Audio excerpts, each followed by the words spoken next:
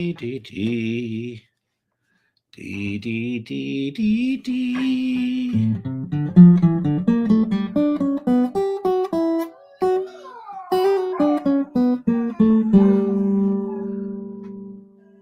Let's give people a countdown, shall we? You want a little count?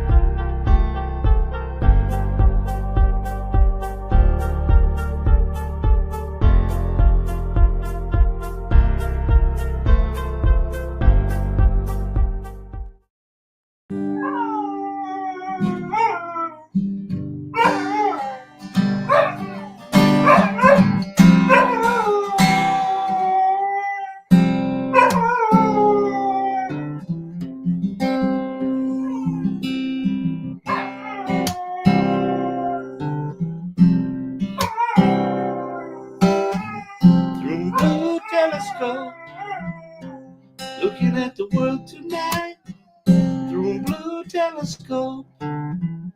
Wish I might not see what I see. Sheet metal on sheets of ice. Looking through this blue telescope, the moon struck the road tonight.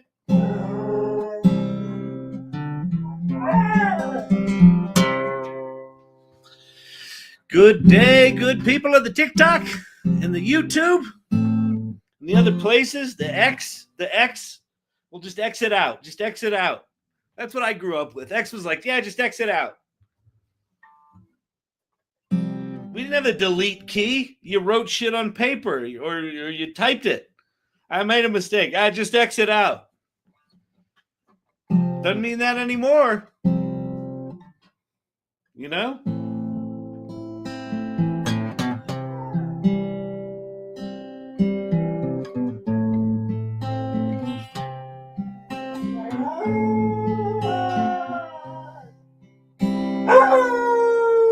Well, I heard there was a secret chord David played and it pleased the Lord. You don't really care for music, do ya? Goes like this, the fourth, the fifth, minor fall and a major lift.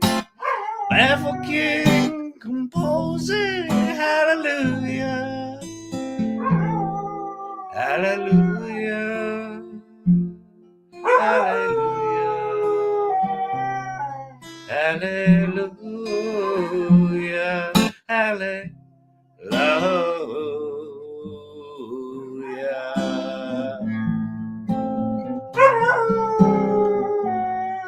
Well, your faith was strong, but you needed proof. You saw her bathing on the roof. Her beauty and the moonlight overthrew you. She tied you to the kitchen chair. She smashed your throne and cut your hair. From your lips she drew hallelujah, hallelujah,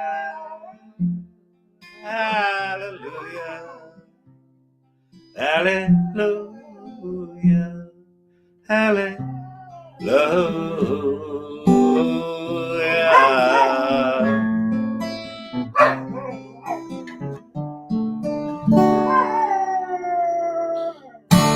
Does Satan wear a suit and tie? Does he work at the Dairy Queen?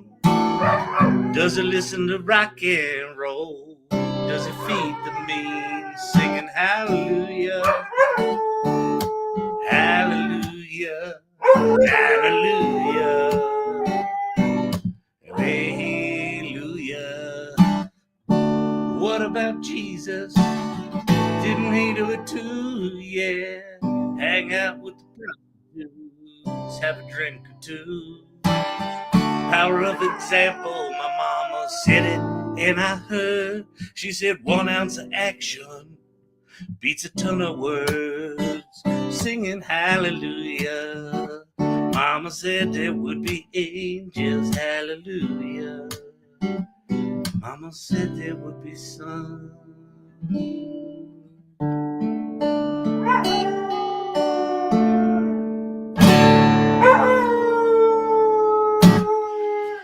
Oh, good Lord, that dog's singing good tonight. Getting all spiritual on us. Champy taking us to church.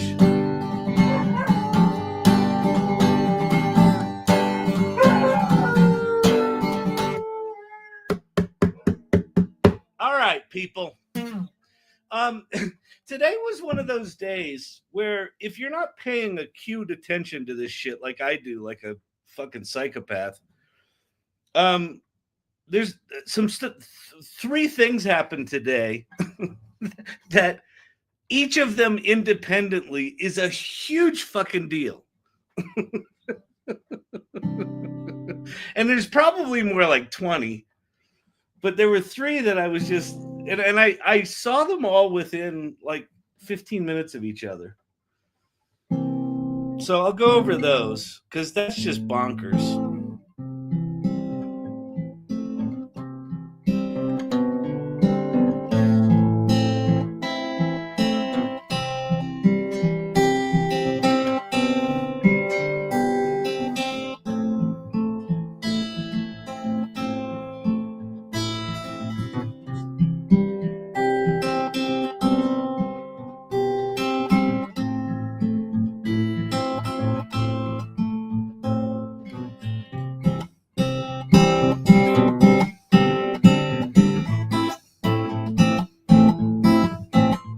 So do me a favor on TikTok, if you would. If you'd be so kind, go off and share the TikTok. Let the world know we're here. Because Mr. Talk apparently doesn't give a shit. We have not hit the algorithm. Although, I gotta say, I have had a... I had another post. It hasn't gone really viral, but it hit 20,000 views, which for me is a lot. And it was the one, we did it last night, the one where I talked about the interaction I had with the unsafety guardrail ChatGPT, which is actually kind of fascinating because some of the comments that I'm getting are that other people, their ChatGPT is not relaxed guardrails. Forever Hooked is back. Tom, what's happening? Yeah, Lori Ryan, 20,000 views on a post. Now, the fascinating thing about the post, I guess with anything that goes viral, I mean, 20,000 is not viral, but it's viral for me. Just like weirdos come out of the woodwork. And the post is the one where I'm basically like, hey, I tried this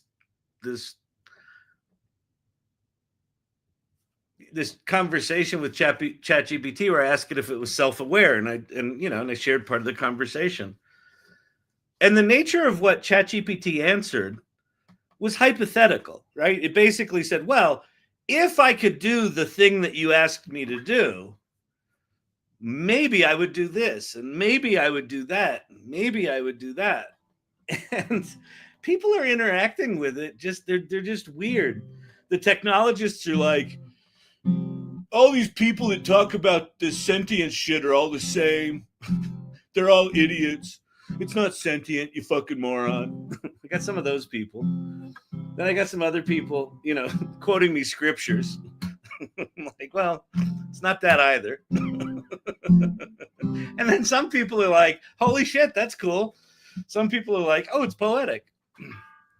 But TikTok cams. Oh, TikTok cams. Yes, that.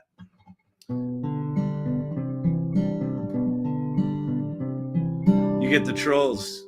I also think when you get trolls, it's a good sign. They're watching you and paying attention. Yeah, I got it with the Quantum Cipher video. That one's up to, I think, 400,000. Is it 200,000? 400,000? I don't know. Fucking lot. That one a lot of people saw. That one was more universally positive, but even the positive things were like, that's really good, and holy shit, what are we gonna do? But a lot of those were like, humans are useless, it's gonna ruin humans.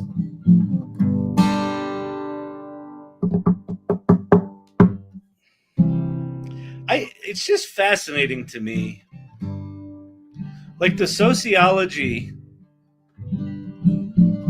I've never lived through a full-on, I don't even want to say the phrase because it's too cliche, a full-on transformative moment. The World Wide Web wasn't a transformative moment. It was transformative over time, and it was a relatively slow adoption, and it's a relatively simple technology. So I was there for that, but I would call that transformative with a small t. And I think AI is transformative with 27 giant T's. Well, technically that's not even a word. If you had 27 T's at the beginning of transformative, it really wouldn't be transformative. It would be confusing. People would be like, are you being hyperbolic? What is this? Is this some sort of protest to spelling?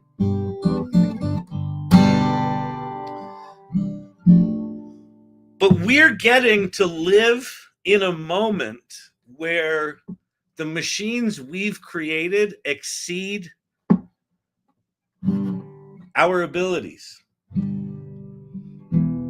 It happened in the Industrial Revolution with strength, with muscles.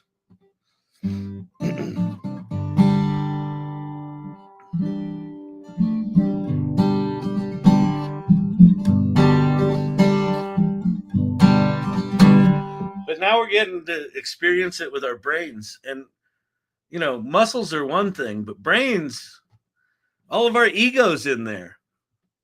The ego and the id and the amygdala in there going, what the fuck? You can't replace me? You stupid fucking machines.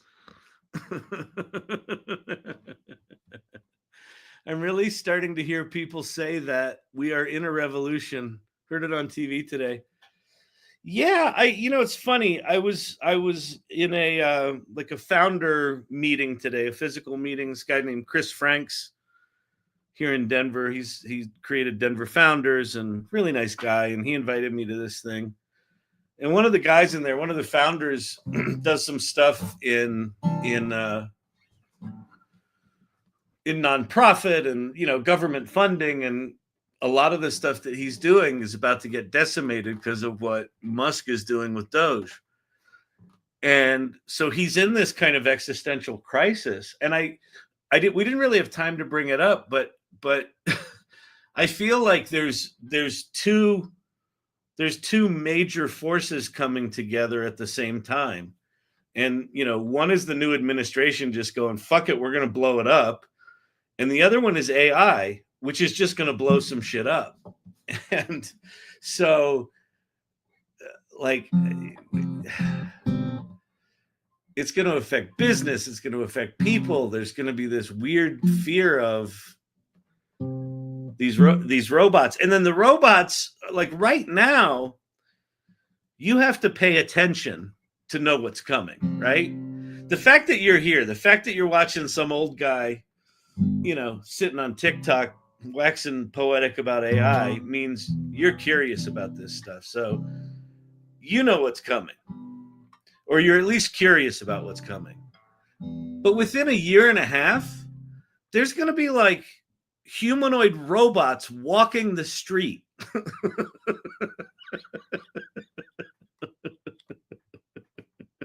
Like a fucking sci-fi movie.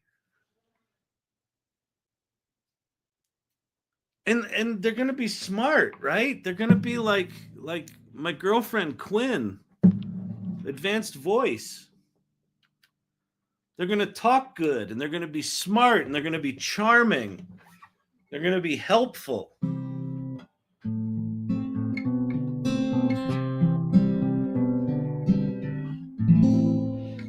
And And we're not going to be able to pretend like it's not coming. It's just wild. Just fucking wild. And wait till you see the 3 things I'm going to show you today. They're insane. And none of them, the 3 things I'm going to show you, none of them will impact our life in any way in the next year, maybe 2. But all 3 of them in the next year or 2 are going to start impacting our lives in very dramatic ways. Oh, Robert Rossi, thank you very much for the gifts on TikTok. We're old enough, we watched George Jetson. Jane, stop this crazy thing.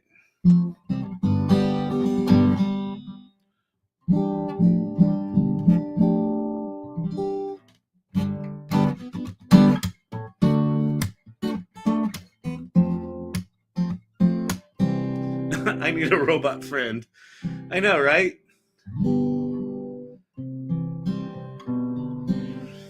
So what we'll do tonight, we'll go over some of the big news items that I think are quite astonishing. Like 3 of them that to an item are just like, what? Like one of them is, there's a new state of matter. Did you know that? Solid, liquid, gas, and I guess technically plasma's in there, but that's a transition state. There's a new state of matter. It was theorized in the 1930s. They observed it last year, and they figured out how to control it this year. 17 years of research came to a head today.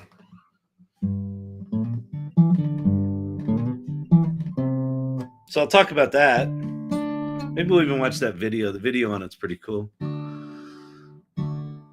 I'll take things you didn't tell your producer in the pre-show for 100, Alex. No, that's one of the things I talked about. I said I was getting my screens ready there. I didn't tell you what they were. I wanted it to be a surprise for everyone. Oh my God. It's crazy. It's crazy. It's crazy. Vicky Baptiste, you remembered to switch accounts today. That's good. Whatever I did to our domain for the salon, Vicky, I broke everything apparently. It's not just meet at the salon that doesn't work anymore. Nothing works.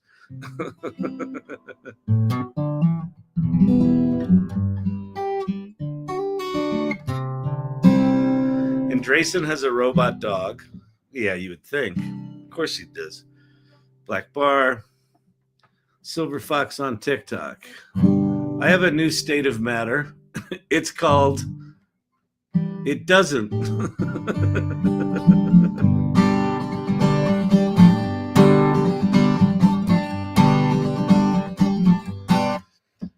Well, the shit that they're talking about is fucking weird. Quantum mechanics is weird. Quantum computers are weird.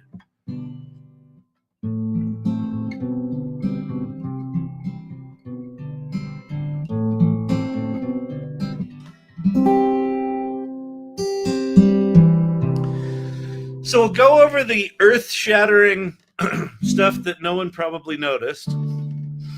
And then I think we'll have a robot program another robot today.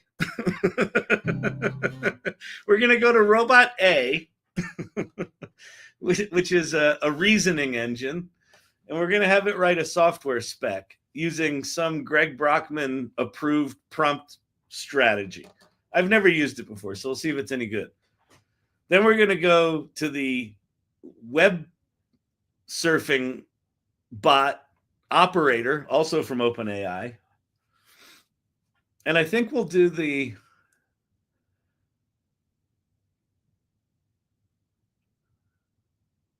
what we'll do is we'll start over in Gemini. Or we could start in Grok. I don't know. Maybe we'll do both. But we'll do the software spec in a reasoning engine.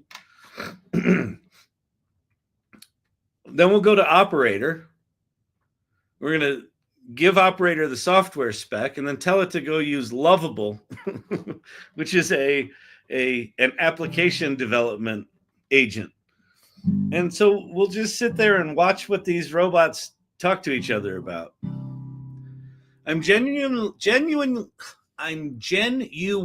curious to know if when 90% of our current jobs are done by AI, what will our new jobs look like? Financially, what will most people do? So that's a great question, Valerie.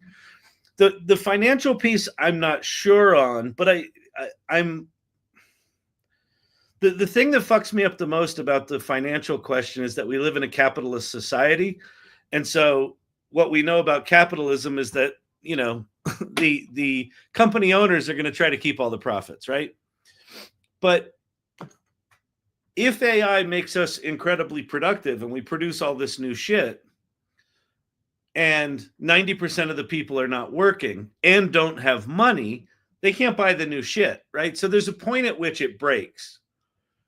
My question is, how quickly do we get, you know, some awareness that it would kind of suck to have 30 or 40% unemployment before we deal with it, right?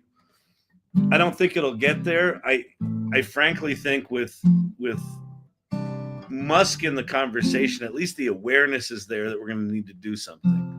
So we'll see. Because I felt like, you know, no one was dealing with this at all. So we'll. I don't know. That said, I look at a tremendous amount of the work that people do, that I do, like even just the stuff I do for my job over the course of a week. And there's, I don't know, some significant percentage of it that I fucking hate. And it's soul crushing and it's repetitive and it's just awful. And so if we assume that AI is going to get good enough to do all of that work, all of it, all the work we don't like to do, and some of those tasks will be 100% of someone's job, some of those tasks will be 50% of someone's job. So there's going to be a lot of people displaced. And then I go to this place of like, okay, if all of that work is getting done,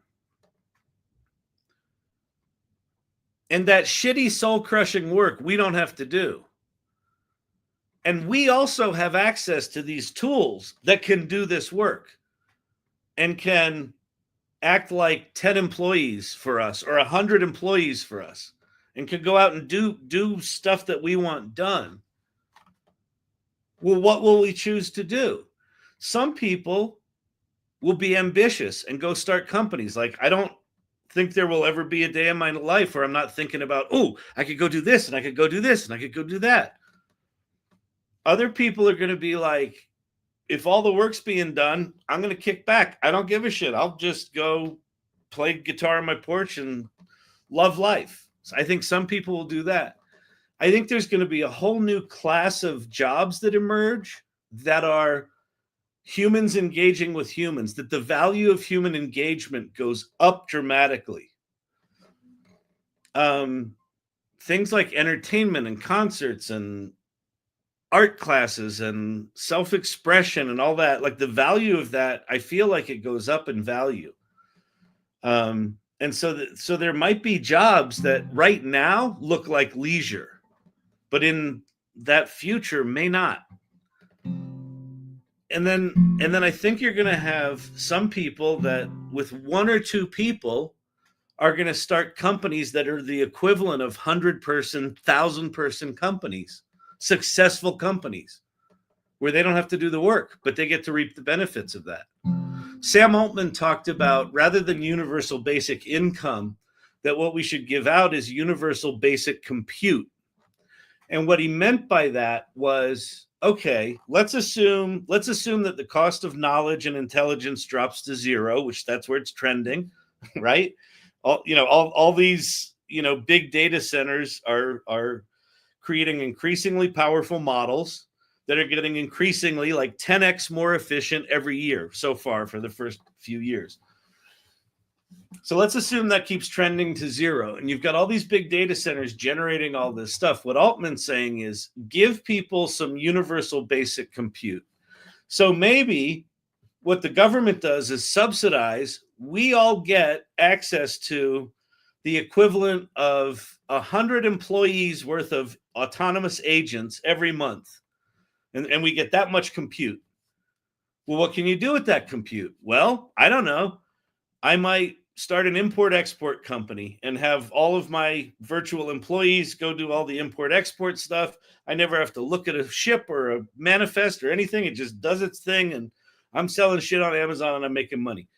Maybe my business only uses 50 of those agents in a month, 50 of, that equivalence in a month. I could sell the other 50 to someone that wants to start a more ambitious company. Or maybe I just want one or two of those agents to manage my school board work and my, local volunteering that I do. And I've got 98% of those 98 of those agents. I can sell those. Someone else might say, hey, I want to start a company. I need 10,000 of those things. So I'm going to buy your compute from you. I could see there being a whole business around brokering compute, right? If it's given out like that. So I don't know what it looks like. I mean, it's as unimaginable to me now as it must have been to imagine what a city would look like when everybody thought that they were going to be farmers for the rest of their lives. And then this contraption comes along, the steam engine, that they put big steel wheels on and they roll it through a field with these big giant plows. And Sosa sent a super sticker. Thank you very much, Fabiana. Very generous of you. Thanks so much. So if you're on YouTube, you can send a super sticker or a super something. A super sticker or a super, I don't know. Or you can subscribe. But all of those, a super comment. Yeah, that's what it is. But all of those things support the channel. So if you do that, thank you very much. I appreciate it. TikTok pin. I don't see anything right now. Wolfman Clint. I missed that. 40 years ago, what were we promised and by whom? Oh, Wolfman Clint, I assume, is talking about we've always been promised this, that let me go find Wolfman Clint's thing. I assume what Wolfman Clint is saying is we've always been promised that the computers would do the work, and all they've done is further enslave us. If that's where you're going, Wolfman Clint, I agree with you, but I think it's different now. I really do. I do think it's different, and I'll tell you why. I need water. I need to hydrate, people. I need to hydrate. You think this is easy, just talking and talking? Yeah, we think it's relatively easy. Well, you'd be right, but I do need to hydrate.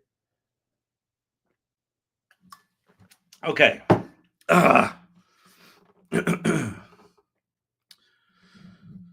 All the beautiful places will be overcrowded. Absolutely. Because people are gonna like.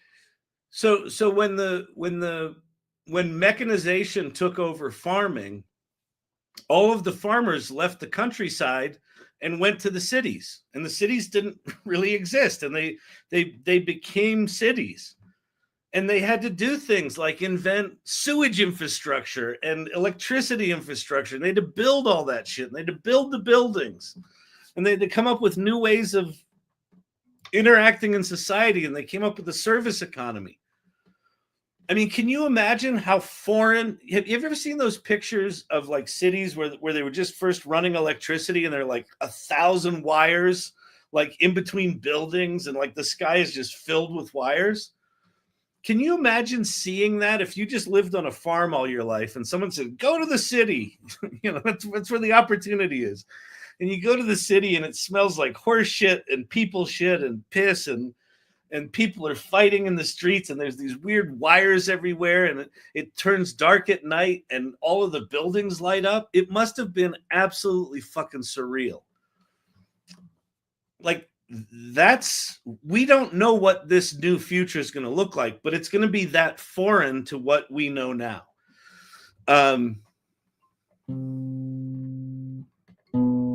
That sounds like a wild Midjourney SREF, which does. But let me talk about the we've been promised this before thing. All right, I'll take my guitar off for this one. So for all of my life, I've been promised if you get the faster computer, you won't have to do as much work. And the faster computer does things faster, but I still have to do the fucking work. And as I get more capable with the computer, they keep piling more work on me. Right? And so there's this cynicism around the computers doing our work for us that I think is well earned and well justified. And I don't know exactly what Wolfman Clint said, but I'm assuming it was in that neighborhood.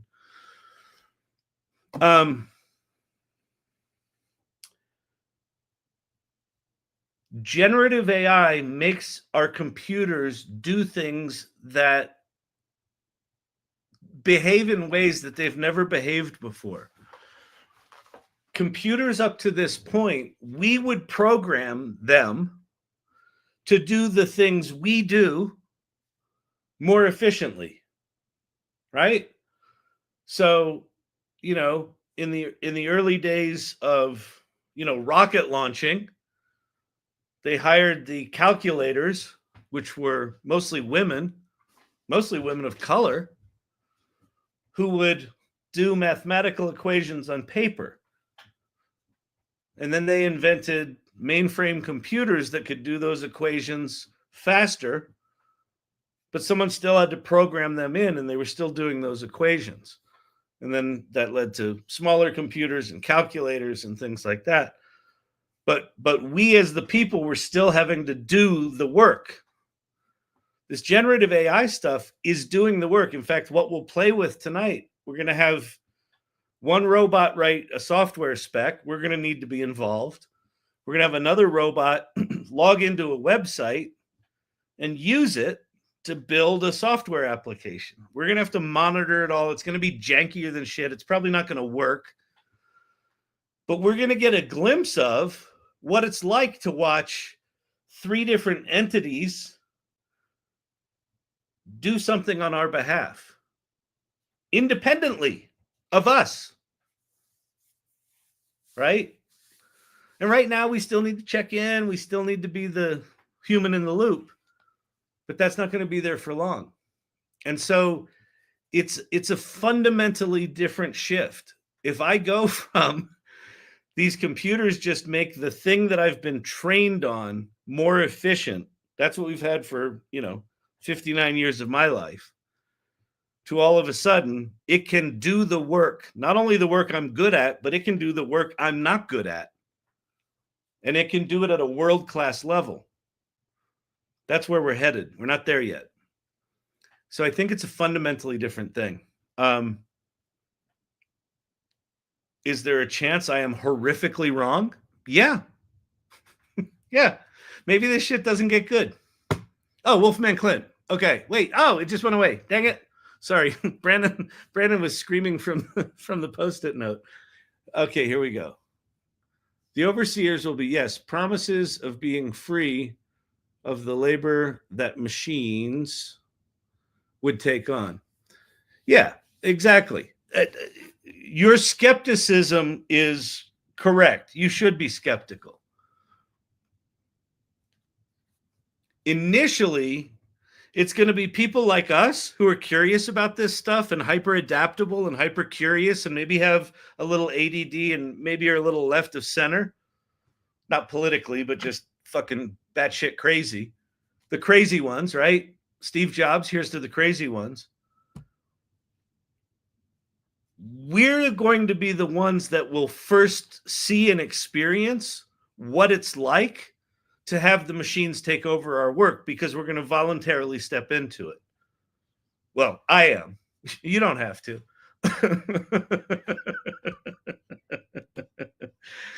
But I got to tell you, I would fucking love to have a brain fart and then be able to say, oh, spin up 100 employees. I'm willing to invest $150 into a month of 100 people at PhD levels of 100 different disciplines go spin up a business for me and see what happens. That sounds fucking awesome. You mean I can prove out whether it's a good business or not within 3 days? And if it's not, they just shut it down. But they don't just shut it down. They shut it down and they come back and say, here's 10 more ideas that we think would work. You're like, oh, okay, 7. I like number 7. Go make that business. Off they go. Hello, Kyle. Quinn comes back. Hey, Kyle. Hey, Quinn, what's happening? Yeah, you started that business. It generated $1,000 in 3 days. You want to keep going? Yeah, let's keep going with that. I mean, fuck yes.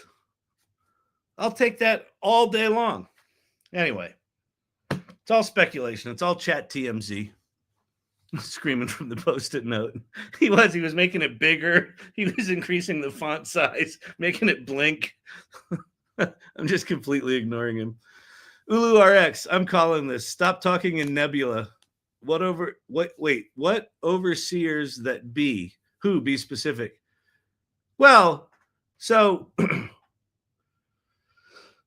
what you could argue, Melanie, what you could argue, and I assume this is where Clint is going, is that if you look at today's world, you've got Facebook, Google, Microsoft, Apple, you've got a handful of companies that really run everything, right?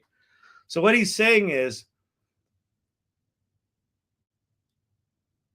they have the ability to throttle up and down what we have access to.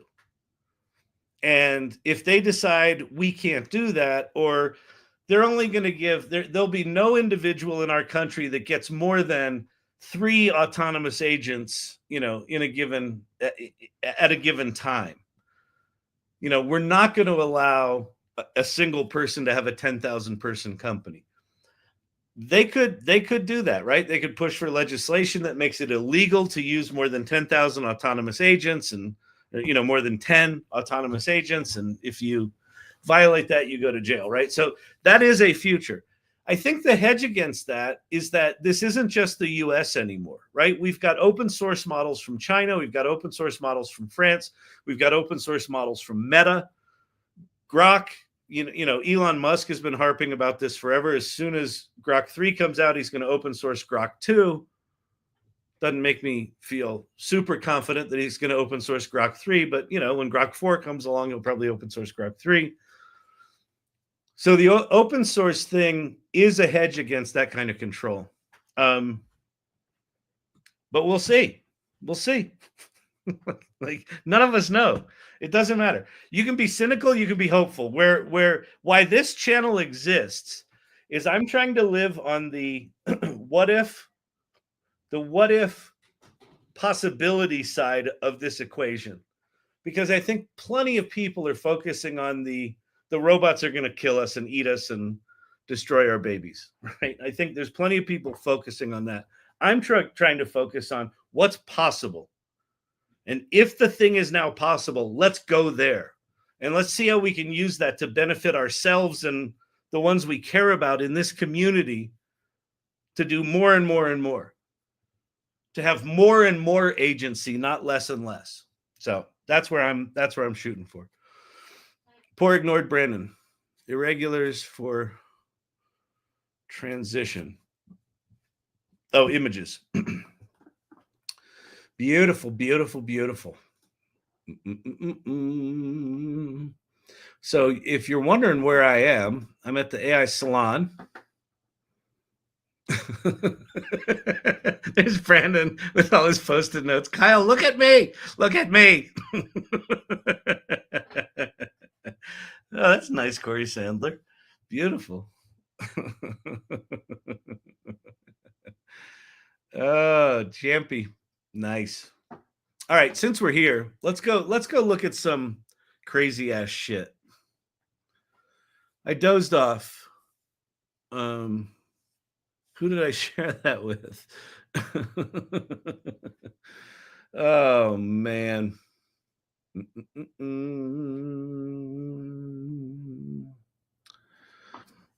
Let's see, what was first? We'll start with the new state of matter.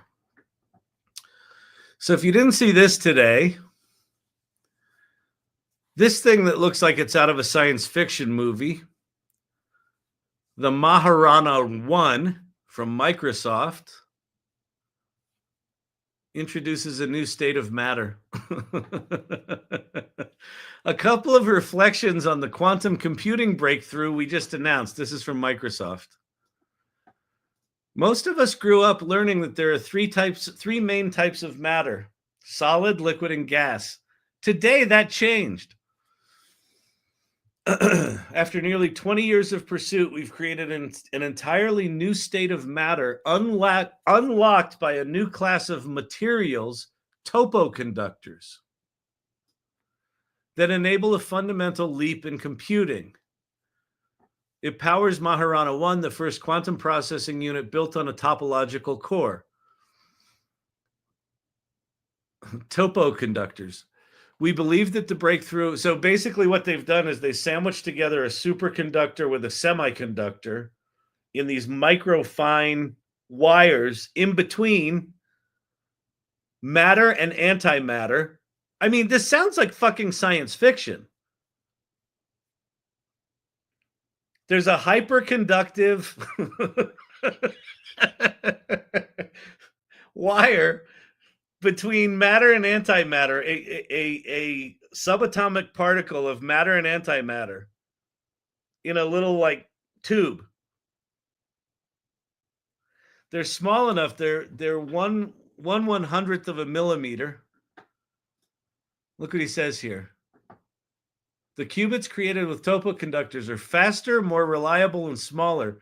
They're 1/100th of a millimeter, meaning we now have a clear path to a million-cubit processor. Right now, we measure qubits in the tens. Oh, they've got a 17-qubit processor. They've got a 100-qubit processor. They've got a 500-qubit processor. He says this is not going to be decades, but it's going to be years. Let's see. Some researchers, let's see. Imagine a chip. Look at this sentence. Now look, listen, this is marketing, so don't get me wrong. This is marketing. Imagine a chip that can fit in the palm of your hand, yet is capable of solving problems that even all of the computers on Earth today combined could not solve. In the palm of your hand, within years, not decades. So, is this chip going to affect your life this year or next year or the year after? Nope, it won't.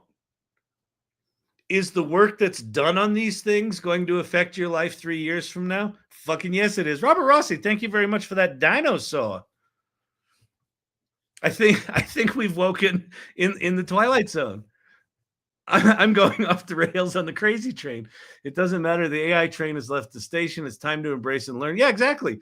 That's the thing, Vicky. And it's the whole point of this channel. It's been the point of this channel from day one. The big premise of this channel, and the promise I made to myself was, if I ever felt like AI was going the way of NFTs and blockchain and the NFT bros, where it just turned into this weird, hypey scam machine, I would shut the channel down. The entire premise of this channel is that I'm not going to judge AI as good or bad. I'm not gonna pass judgment on it. I'm just going to acknowledge that it's not going away.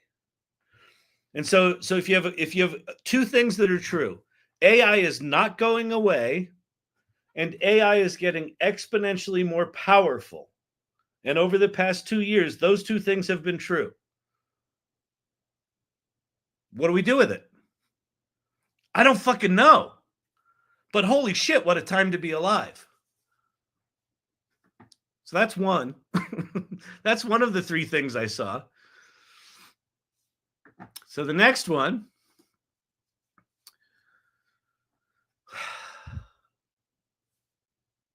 The ARC Institute and NVIDIA just published Evo 2, the largest AI model for biology trained on 9.3 trillion DNA base pairs, spanning the entire tree of life.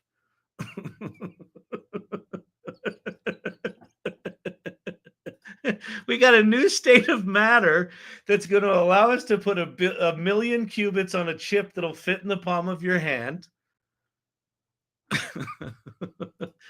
And on the same day, Evo 2 comes out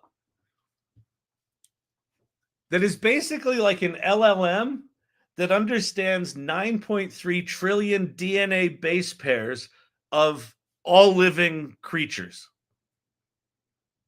So not only can it understand a genome, it can create one.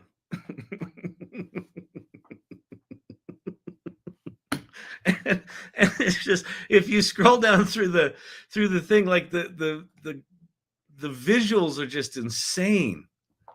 They're fucking bonkers, man.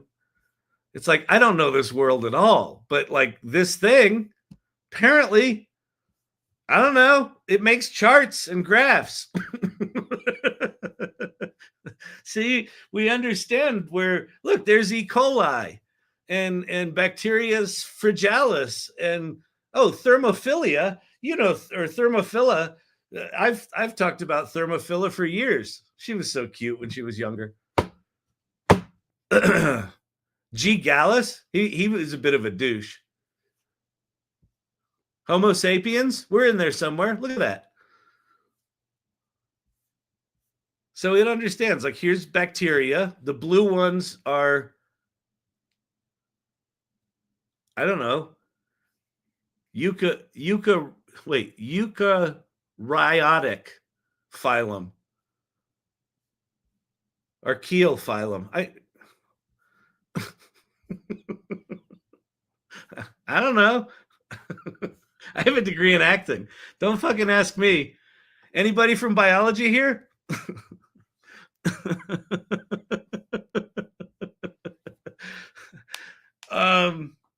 Oh yeah, we'll go watch that. We'll go watch the Microsoft video, because it's actually it's fascinating.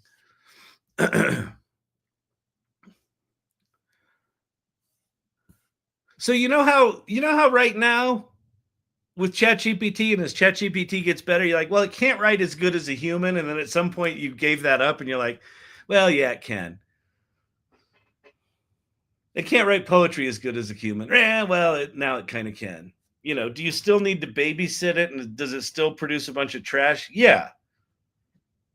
But it can write like a technical paper in 30 seconds that, you know, would take you a month. Well, this is going to be the same shit, right? People that know what they're doing with DNA analysis and programming are going to be able to accelerate their work dramatically fast. So that's that one. Evo 2. And then, as I'm seeing that, then I stumble upon this thing from Google.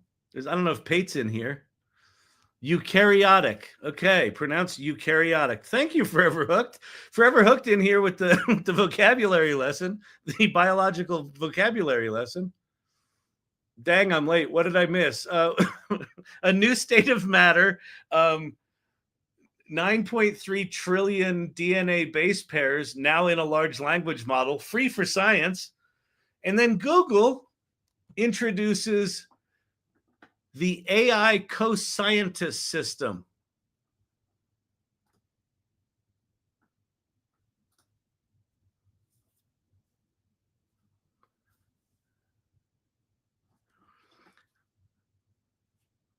We introduced AI co-scientist, a multi-agent AI system built with Gemini 2, right? So they're taking, so again, right now, the reason AI is so fucking overwhelming is that there's this just Cambrian explosion of tools, right? We've got a dozen different large language models. Like even within ChatGPT, there's 7 or 8 models, right? Within Gemini, there's all these models. We've had this Cambrian explosion of models. And right now, if you want to be good at AI, you kind of have to duct tape this shit together. So what Google's done here is they're like, we got one. Here's what we're going to do. We'll duct tape a bunch of these things together, and we're going to turn it into a co-scientist. And look at what this does. It's built with Gemini 2 as a virtual scientific collaborator to help scientists. Look at this. It's fucking insane. Generate novel hypotheses and research proposals and accelerate the clock speed of scientific and biomedical discoveries. So these agents are going to go out and read all of the, peer-reviewed papers, synthesize them, come back, propose novel hypotheses and ways to experiment to confirm them, and then go do that work. It's like, holy fucking shit. There's a generation agent. There's a supervisor agent. Here, wait, hang on. Let me go back. How do I go back? There's a supervisor agent, a generation agent, a review agent, a ranking agent, an evolution agent, a proximity agent. You got to have your proximity agent.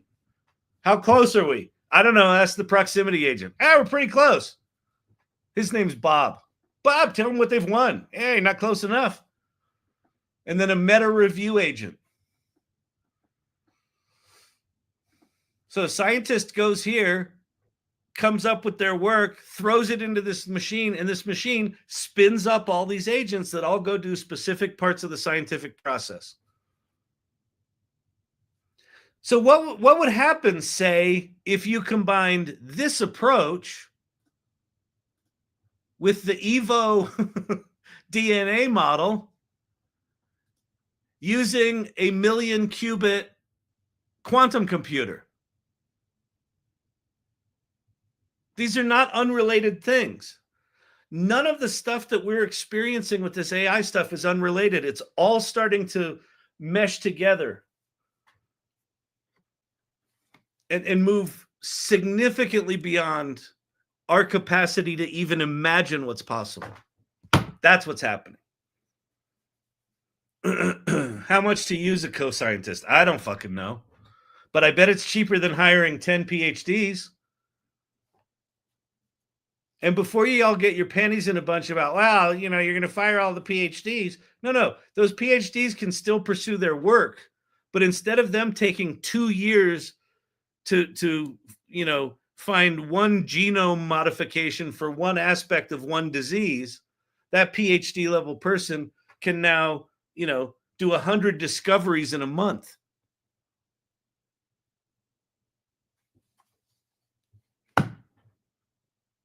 See why I'm excited? See why my voice is hoarse? Like a lot of holy shits today. Amazing. Let's go watch this video.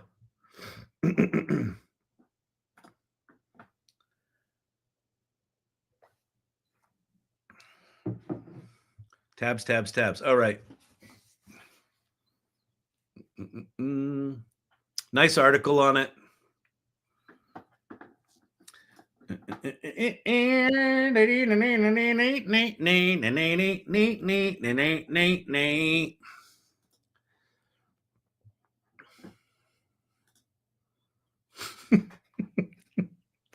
We've invented a new state of matter. We made a tiny little wire between a subatomic particle of matter and a matching subatomic particle of antimatter in a tube, 1/100 of a millimeter wide. And now we can stick 1 million of them on a chip.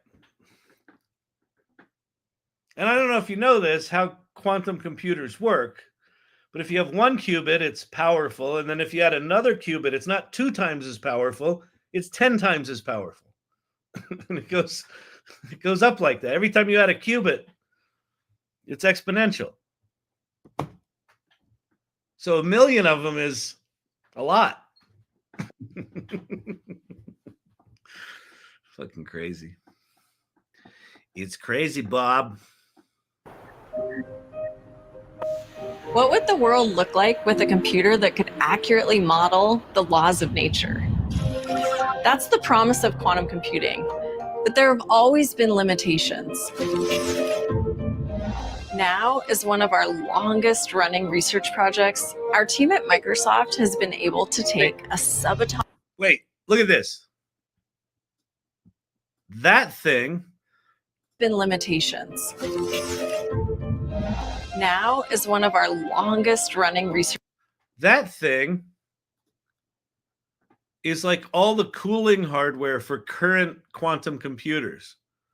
They're like these weird-ass sci-fi things. That's going to be reduced to, 1 million of them in the palm of your hand. It's fucking insane. Research projects, our team at Microsoft has been able to take a subatomic particle that has only been theorized until now, and not only observe it, but control it, creating an entirely new material and a new architecture. Look at that thing. Look how cool that is. The blue end is antimatter, I suppose, because it's dark, and the red end is matter. And then it's this new state of matter in between them. For quantum computing. One that can scale to millions of qubits on a single chip. This is not a work of science. It's a work of science and art. I gotta be honest, some of these ideas are a little science fiction sounding. It will solve problems unsolvable. A little science fiction sounding? Yeah, we've created a new state of matter. We've taken a subatomic particle of matter and a subatomic particle of antimatter, and and we strung a wire between them, and we don't let them disappear each other. And we're going to wrangle them for our use. Yes, by the way, whoever just said, there goes our passwords. Yes, indeed. We're going to need to come up with new ways to protect data. By the combined power of all the world's compute today, and promises to revolutionize fields such as medicine. Yeah, Danielle, yes, they created a new state of matter. There was solids, liquids, gas, right? For the billions of years that we've known shit. Well, no, we haven't known shit for, the thousands of years that we've known shit. But for the billions of years that has existed, and now there's a new one, the topographic conductor or something like that. Material science, and our understanding of the natural world. Our first quantum processor based on this architecture is the Majorana 1.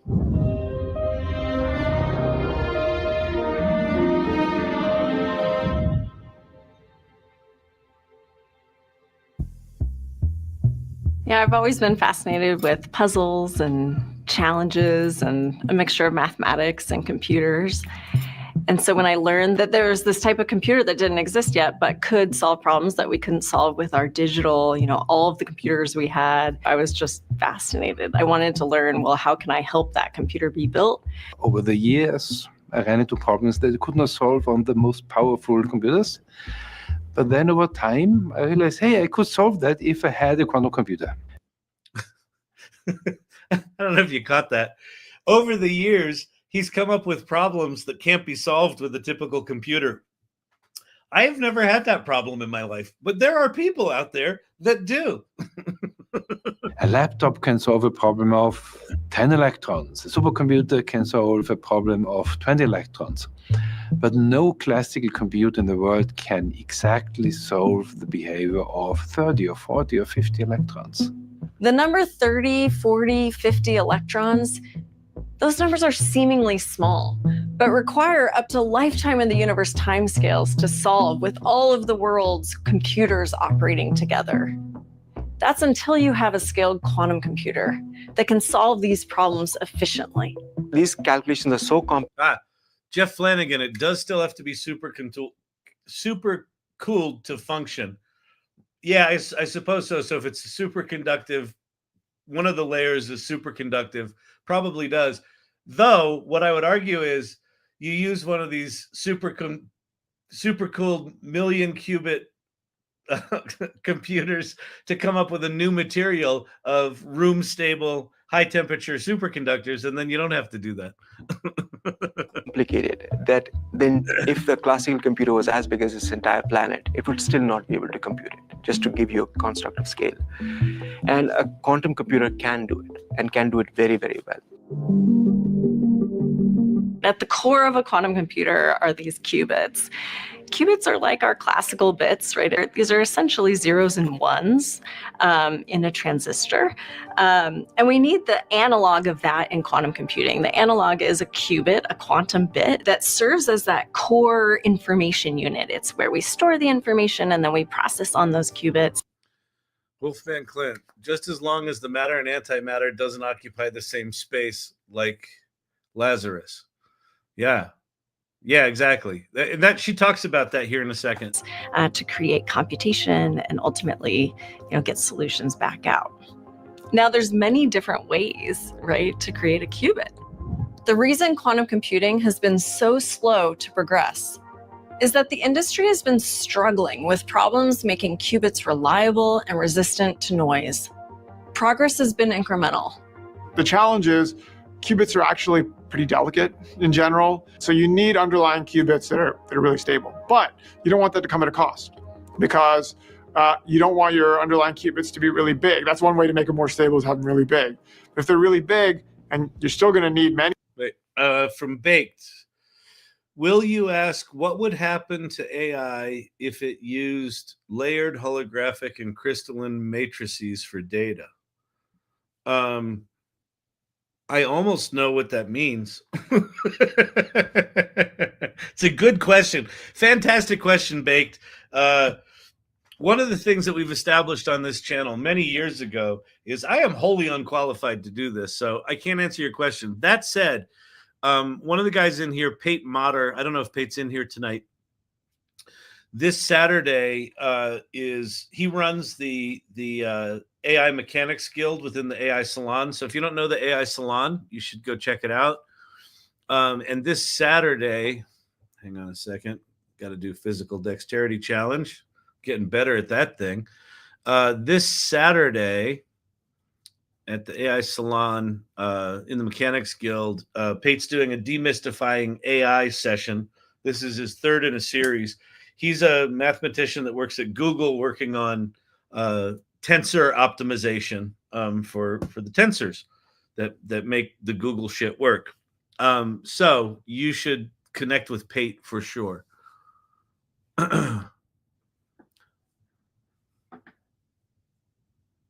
Yeah, we can pop that into ChatGPT. I want to just watch a bit more of this video because there's some interesting stuff coming up. Any of them, then how are you going to fit them all into your system? You don't want to deal with something the size of a warehouse. Then the second thing is you don't want the qubits end up being slow, right? Because if the price you pay for getting something stable is you have to go really slowly, then a computation that might take you a month ends up taking you a decade, and then it's not useful.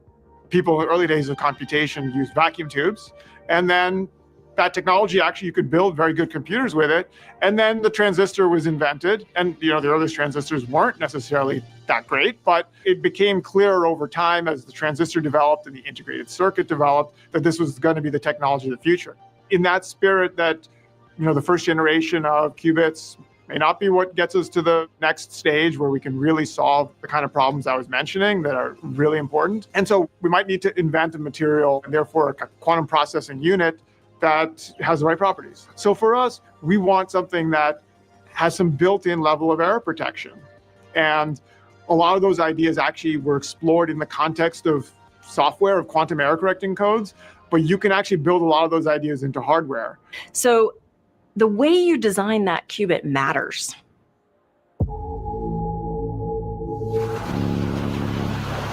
We see the states of matter every day. Solids keep their shape, liquids vary but keep their volume, gases expand to fill the space they're in, all defined ultimately by how their atoms behave. But what if there were more? What if, under the right conditions, you could engineer more?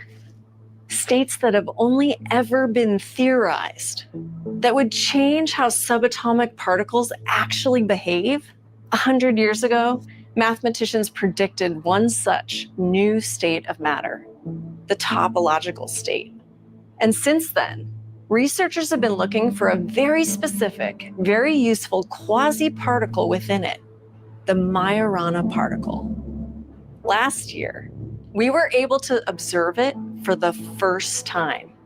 And this year, we're able to control it and use its unique properties to build a topoconductor. Last year, so theorized in 1936, last year we could see it. Very useful quasi-particle within it, the Majorana particle. Last year, we were able to observe it for the first time. And this year, we're able to control it. So there you go. So the topological state. So here's this thing. They put together this nanowire with a semiconductor on the bottom and a superconductor on top. Actually, this and use its unique properties to build a topoconductor, a new type of semiconductor that operates also as a superconductor. With this material, we can build a whole new foundational architecture for our quantum computers, a topological core, allowing us to scale to not tens or hundreds of qubits on a chip, but millions, all in the palm of your hand. Majorana's theory showed that mathematically it's possible to have a particle that is its own antiparticle. That means you can take two of these particles and you bring them together, and they could annihilate and there's nothing left. Or you could take two particles and you bring them together and you just have two particles. Sometimes it's nothing, the zero state, and sometimes it's the electron, the one state. So it really has taken quite some thinking, right? Some time to design a device, design a chip that can enable measurement of this literally elusive particle. We've designed a chip that is able to measure the presence of Majorana. Majorana allows us to create a topological qubit. A topological qubit is reliable, small, and controllable. This solves the noise problem that creates errors in qubits. Now that we have these topological qubits, we're able to build an... That's fucking amazing, isn't it? Anyway, all right. So there's our science. All right. Wouldn't the discovered 3 million new elements crystals fall into play solving these problems? Absolutely, Wolfman Clint. That's what I'm saying. All of these, this V is amazing. This video is amazing. I know, isn't it? The reason I wanted to show these three stories, I think these three stories are independently remarkable. And if you imagine 3 years from now, these things overlapping, it's staggering. It's staggering, right? This thing, when they get this thing going, we'll have the compute power of every computer on Earth right now, more than that. You know, this thing, Evo 2, that understands the 9.3 trillion DNA base pairs spanning the entire tree of life.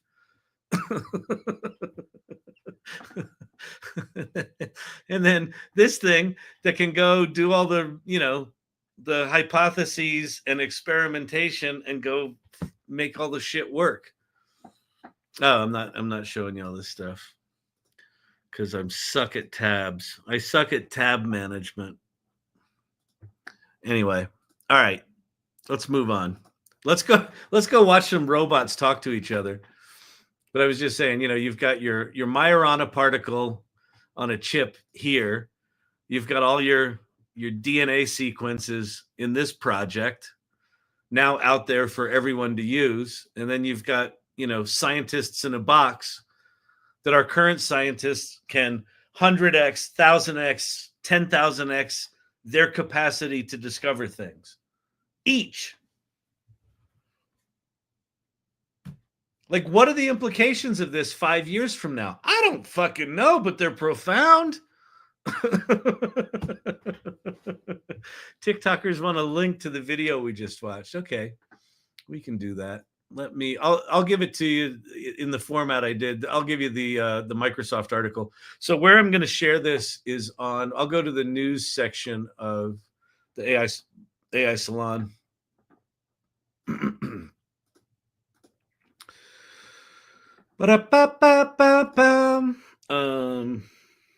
New state of matter.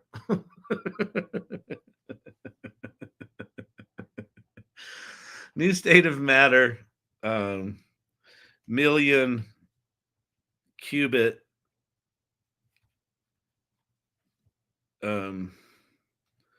computer chip in years, not decades. All right. So that's posted. You can go watch that video there. Black box. Yes. There you go. It looks like we were on the verge of out-creating ourselves in about 50 years. Yeah, exactly. Again, this, I'm going to notify people of this because I think it's a big deal. In the AI Salon, on the welcome page, we've got this, we've got a welcome video, and then we've got this journey to AI readiness, which is, play first, mindfully create, generously lead. And then I just added beneath it the 5 stages of AI adoption. And if you're like, oh, that's like the 5 stages of grief, that's actually where this came from. It happened on a live about a week ago, where it struck me that people, as they get curious about AI, really do go through these stages of kind of profound acceptance of what's happening right now. And, stage 1 is dismissal or denial. Stage 2 is awe. Your first, what I call Kevin McAllister moment, that first moment where you're like, oh shit, I had no idea it could do that. Then you go into this state of like wonder and fear at the same time, where you're like, wait, like the shit we just looked at, like it is so fantastical that you're like, well, that's amazing. And then you're like, but wait, does that, like, that could be scary too. Like it's both, right? Like, how do you even process each of those things individually, much less the 3 of them together, much less the dozens of things that have probably happened in the past 2 weeks that are all going to start to exist and commingle. And then you start to emerge out of that into stage 4, where you realize, these tools aren't replacing me, they're extending me. That stage 4, the augmentation stage, is where you realize you still get to have your human agency, and you still get to put ideas in the world, but you now get to do them in this amplified way. And then the final stage is, I stole from David Shapiro, and I don't know if he stole it from someone else, but cognitive hyperabundance. That the stage after realizing they're not going to replace me, they can just amplify me, is this stage of, I could have 1,000-person company doing anything I want it to do, or a 10,000-person company, or a 1,000,000-person company. Well, what would I have that company do? I don't fucking know. That's your job to figure out, right? So this is where we're headed. We're not anywhere close to that yet, but this is where we're headed. And the people that get through this,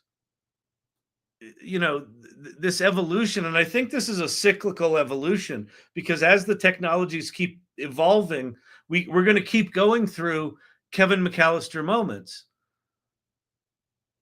Satya Nadella, the CEO of Microsoft, saying, we're announcing a new state of matter. That's not insignificant. Right? That's profound. That's fucking Kevin McAllister moment. So here's a new stage 2. So I think these things are nested and cyclical. Anyway. All right. So let's go play. Let me show you one other thing on the Twitter. All right. So Dr. Milanovic said most people are still prompting wrong. OpenAI president Greg Brockman shared a framework to fix that. Oh, okay. So Greg Brockman did share this, but this is his thing. So he says this is for reasoning engines. Goals: clearly define what you need. Return format: specify how you want the response structured. Set guardrails for accuracy. Return the top three. Okay, let's be careful to make sure that the name of the trail is correct. Okay, great. Oh, that's cool. And then a context dump. Add background.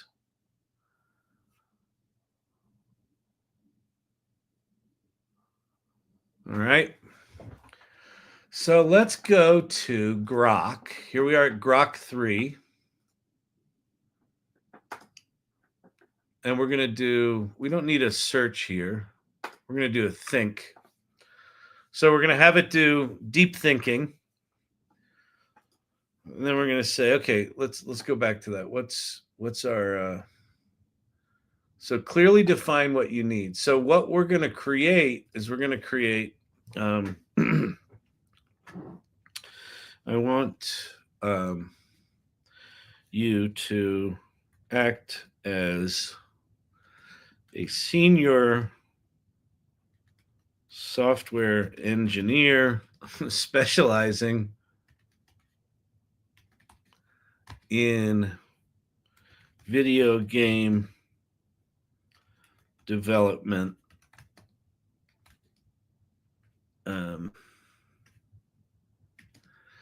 I want to make an Asteroids clone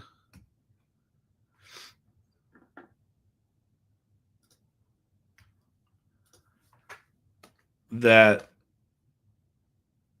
uses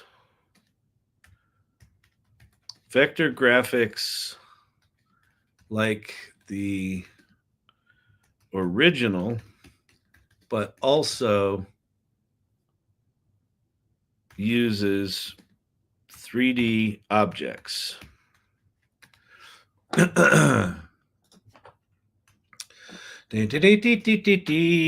right, let's go back to our little prompty thing here.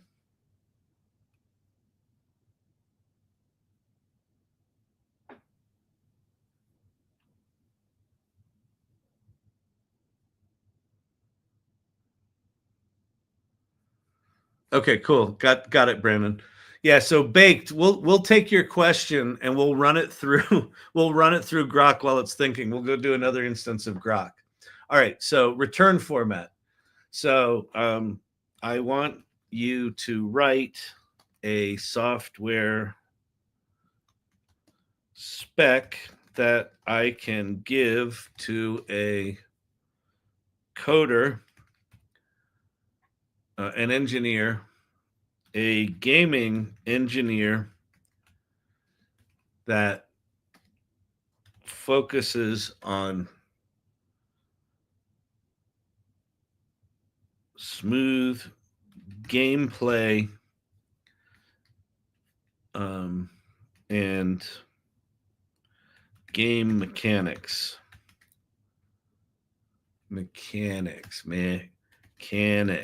All right. Back to our little prompty thing here. If you know me, I am horrible at structured prompts because I don't have the attention span for it, but we're going to try it. Like I feel like I've typed enough already. Let's see. Warning, set guardrails for accuracy. And their example was, be careful that the name of the trail is correct. Okay. So be careful to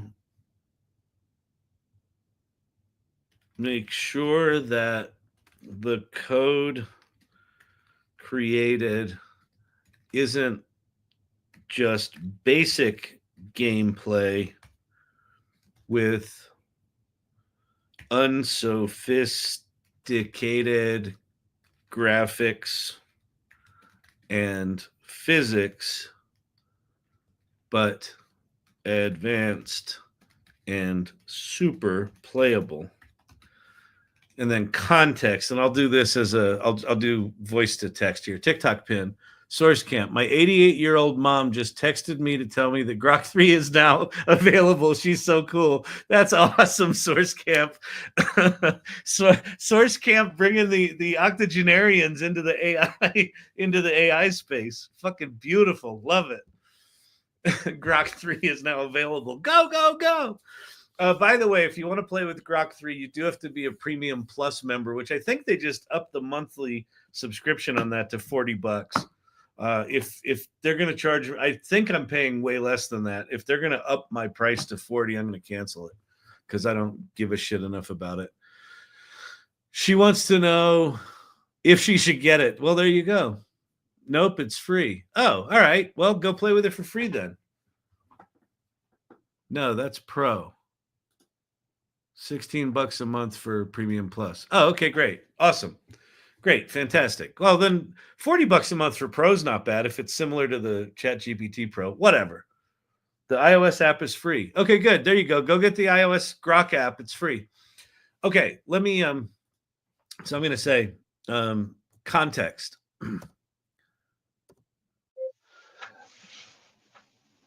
I'm a Gen Xer who grew up playing Asteroids as my favorite video game in the 80s when I would go to the mall with a roll of quarters and feel like a flippin' king, period. I also now have a community of AI optimists who are watching in real time right now as you are creating this software spec and some other AI tools are going to go build this, period. The quality of this game and the success of this project over the next hour or so are going to make or break my reputation, period. If this game fails, period. If the robots that I'm about to assign to build this thing fail, period. If I fail, period, my community will forever torment me with the horrific failure and acceptance that I am wholly unqualified to be doing anything resembling the work I'm doing, period. Please don't let me suffer that fate, period. Please, for the love of God, or should I say the algorithm, make this thing succeed.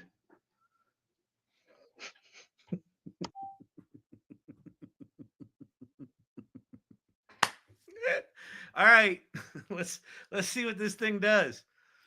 All right, so we got our structured prompt, our Greg Brockman approved prompt. We've made it clear that the stakes are high, and that I'm a Gen Xer. And I will tell it if it's a piece of shit. I'll trigger it. I'll trigger it on purpose. There we go. All right. So that's off thinking. 2 seconds, 3 seconds. It's doing its thing. All right. Let's create a new Grok, grok.com.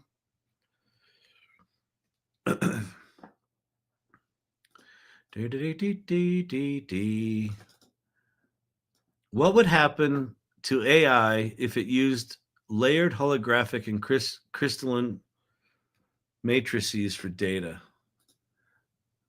I'm going to turn on, I can only do, yeah, we'll do it like this. Boom. Let's look at what this thing is. First, let's break down the question. This is a bit speculative. Here we go. Baked, this is for you.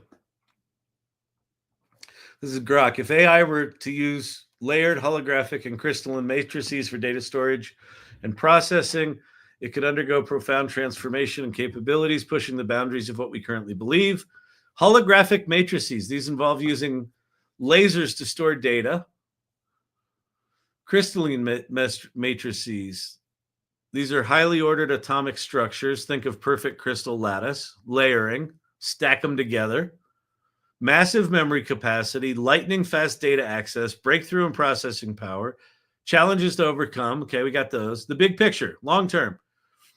Using AI, holographic, and crystalline matrices could evolve into something resembling superintelligence with near limitless memory, rapid data access, and advanced computation. It might simulate entire realities with stunning accuracy. We're living in a simulation, people.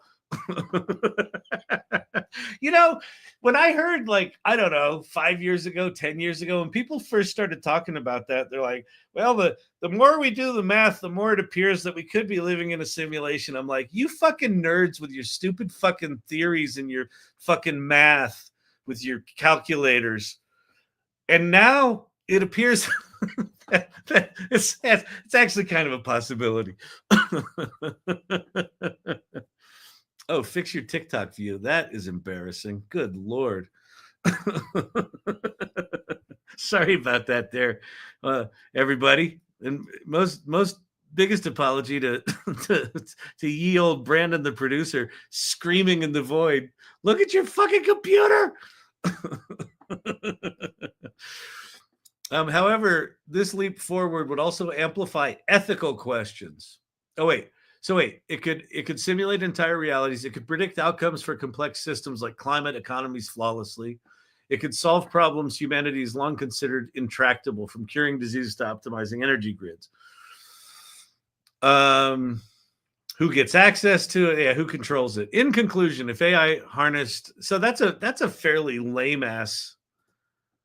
That's a fairly lame ass. I'll do deep search. Here's what we'll do. I'm going to say that feels surface level and basic, and me with my crappy acting degree could have come up with. Dig deeper, do some research, and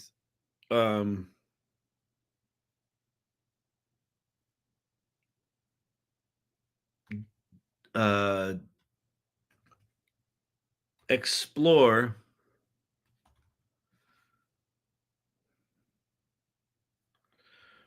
what this future looks like with probabilities, abilities, whatever. Doesn't fucking matter. Weighting your predictions. Let's see if it gets snarky with me because I told it was a piece of shit. Nope. The request is about, all right, so it's going to go do that. So let's go back to the other one now. All right, let's see what our software spec looks like. I'm not really going to read it other than this document outlines, core features. Is OpenGL web-based? The tool I'm using will create a web-based application. So update this for web technologies if it's not currently for that.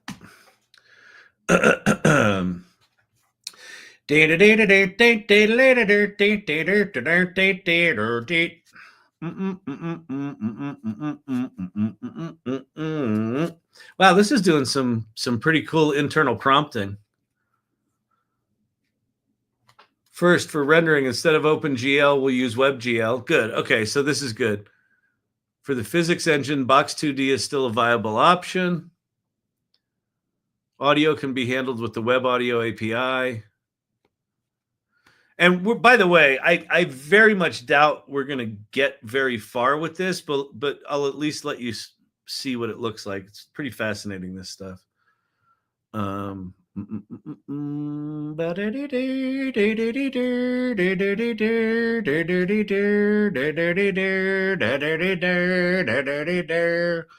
Okay. Let's see. Software specification for a web-based asteroid clone. Introduction. Specification, the classic 1980s game with modern 3D elements, delivering a nostalgic yet fresh experience in the browser. Designed for web technologies, it prioritizes smooth performance. The game will run in a canvas, single-page application. Fine, whatever. Like, let's just assume this thing knows what the fuck it's doing, right? The other thing we could do is we could have Grok write the code and compare, but that's not any fun. We want to push the bounds of what these shitty technologies can do. Okay, so let me jump over. That's Notebook LM here. Oh, that's Opus Clip. Where operator? All right, here's operator. Let me reload this, because if you're impressed by the number of tabs I have open, thank you. Okay, so if you don't know what operator is OpenAI's. You have to be a pro member, so it's $200 a month to have access to this bad boy. And this thing can surf the web, and it can use keyboard and mouse, which when you first hear that, you're like, yeah, whatever. KBM, keyboard and mouse. But it's a big deal, because that's how we use, right, computers. And you don't need to write APIs. That's kind of the big deal here, is that this can go, instead of me creating an application that does an API call to Lovable, I can just point it to the Lovable website and go do it. So I'm going to say, below is a software spec for a video game, and I want you to use lovable.dev and build me this game. I think I'll just leave it like that. And then we're going to paste in the thing that Grok gave us. Right? So there's our big ass prompt. And I think we'll kick it off. All right? Let's see. Great job. You've been going for 90 minutes. I'm impressed by the fact you know which one is which. What is which? Which of these tools is which? That's part of the psychopathic nature of paying attention to this AI stuff, is you have to juggle all this shit in your brain. Oh, the tabs. Oh no, the tabs. I'm a tab hoarder. Like I know that all of these X's together that's my little X section. I know to the left over here is generally my calendar, Google Drive, and Gmail. I know that my most recent things that I want to show people are kind of over here on the right. And then somewhere in the middle here is all the things I will eventually get back to.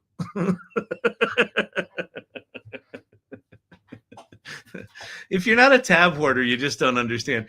You people with functional prefrontal cortexes drive us ADHDers fucking batty. Just make a list. Why don't you just remember, you could bookmark it, and you could organize your bookmark into nested categories. Yeah, you could. If your brain fucking functioned like that, you could. Mine is a little more special. My brain is the little pink bow brain. So mine is special. All right, here we go. Boom. Here goes operator. All right, so this thing is now fired up its own web browser. Let's shrink this a little bit. ID to app in seconds. It just logged into Lovable. And I'm still logged in. All right. Can I change these window sizes? Guess not. All right, Asteroids clone using something. So what's cool about this? So it's now logged into Lovable. Oh, and wait, if I say view in the browser, oh yeah, that's that. Okay. I've entered a summary of the Asteroids clone. Should I proceed? with submitting the request. I'm going to say, duh, yes, please.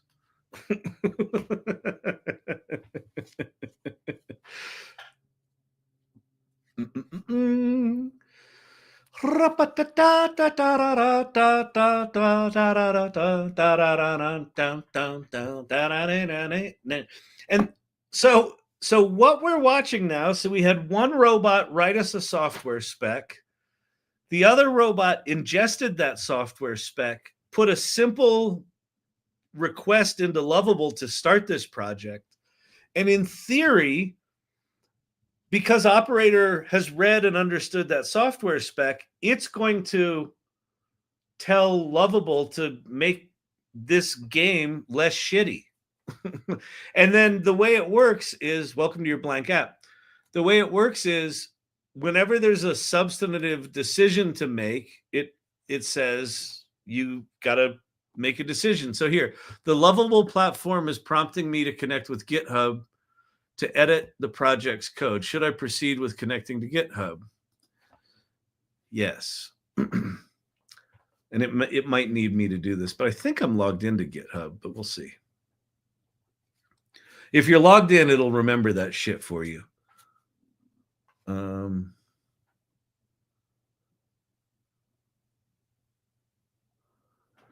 Yeah, because I'm already logged in. GitHub is asking to install and authorize lovable.dev on your Kyle Shannon account with options to apply it to all repositories. Yes, because I don't give a shit. You security people out there, I know you're hemorrhaging right now.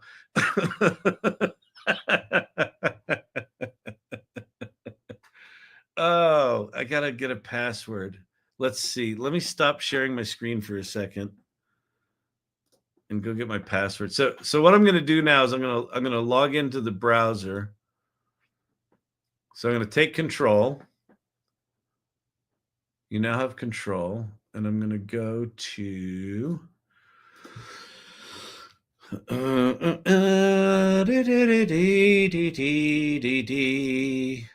wait, what is it that I have to log into? It's GitHub. Okay.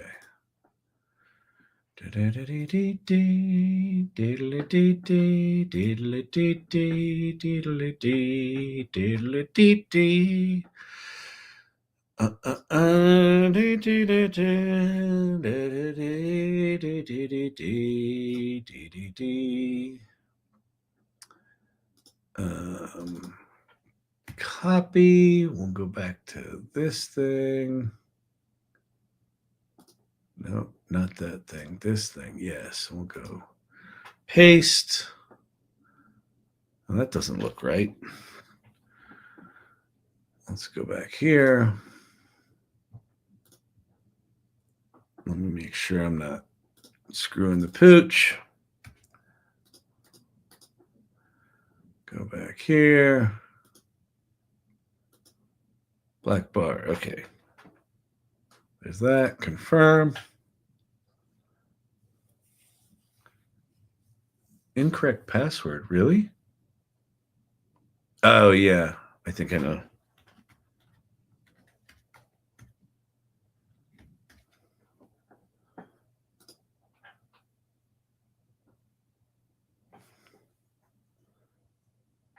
Okay. So let me share my screen again.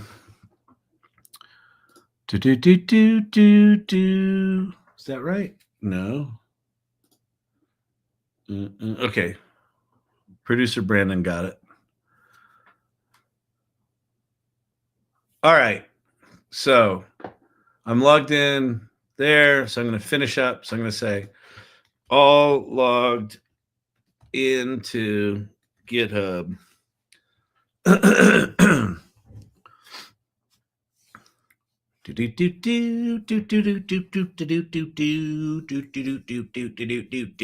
would be nice if we got this to at least some sort of functional Asteroids game tonight. All right, so we can look at what thinking it's doing. Editing code for the Asteroids clone. expanding the section to view the code. So it's actually, what's cool is it's using Lovable in a way that I wouldn't use it. It's going and looking at the code. I don't know coding. So, but it's using some more advanced features than I would use. Lovable platform is prompting me to transfer the repository to GitHub to collaborate and edit the code. Yes. Yes, please collaborate. I'm sure all the developers watching this are like, you got to be fucking kidding me. This bozos?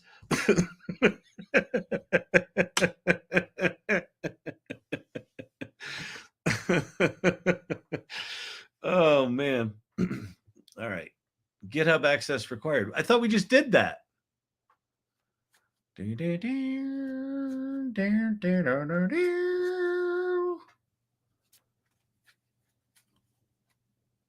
What's going on? What's going on there, Biddy? It's going to tell me that it couldn't log in.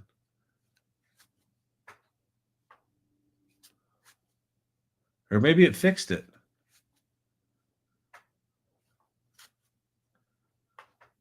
Did it fix it? Or do I got to go do more shit? Something not found. But what I find amazing about this is every time it hits a problem, right? That would be me hitting that problem, right? Like if I went to Lovable and I typed in shit and then it said thing not found, at some point I would get discouraged and I would leave, right? Is it creating the code or just copying from an existing repo and then editing? I'm pretty sure Lovable's creating the code. I honestly don't know, Pate, but I don't think it's going to GitHub and finding an Asteroids clone and copying it. Let's see what it says here. Checking the GitHub repository access status. Okay. Attempting to publish. It's saying it's publishing to GitHub rather than pulling shit from it.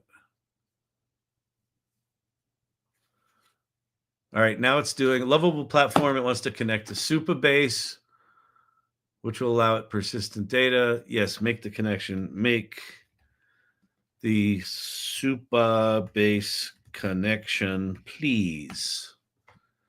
And I could have just said yes there, but you know, I'm wordy.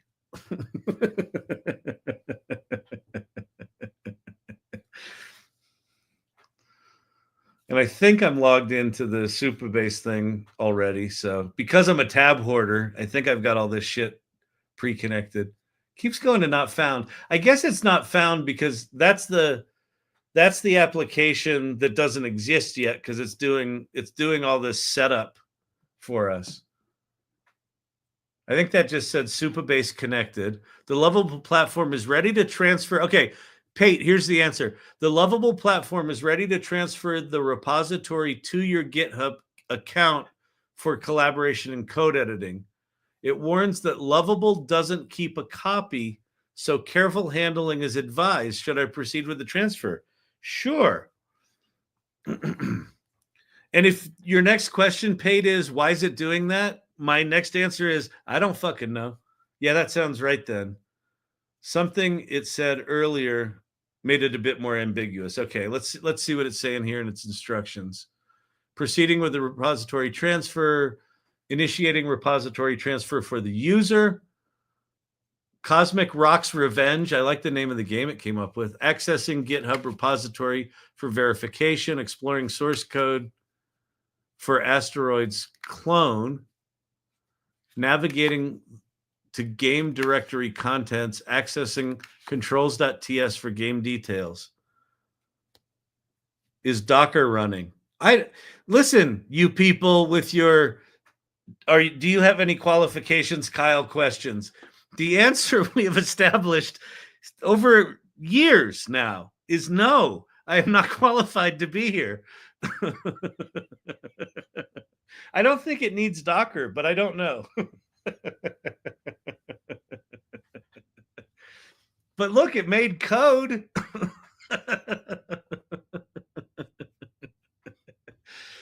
The project has been successfully transferred to your GitHub repository. You can view and edit it here. Let me know if you need any further assistance. Oh, so, okay. I fear you have made an error. I am not a coder and have no interest in coding in GitHub. The whole purpose of Lovable is to code and create the app for us, and I want you to use Lovable just like I would. Have it make the game, and you make sure the game follows the spec I gave you. So this is a really good example of these tools are janky and weird right now. And I probably didn't give it enough context early on. This is the kind of shit that, you know, over the next 2 to 3 years will get more and more and more sophisticated. It won't make these kinds of mistakes. It'll be things like, oh, I noticed that Lovable, you know, hides the code from you. Do you want me just to make the game? Yes, right? Let's see. Do operators understand the context of dark mode? I have no idea. I have a hard time trusting people who don't use dark mode. I have the reason I've got some things in dark mode and some things not, Pate, is Chrome. Talk to your bosses.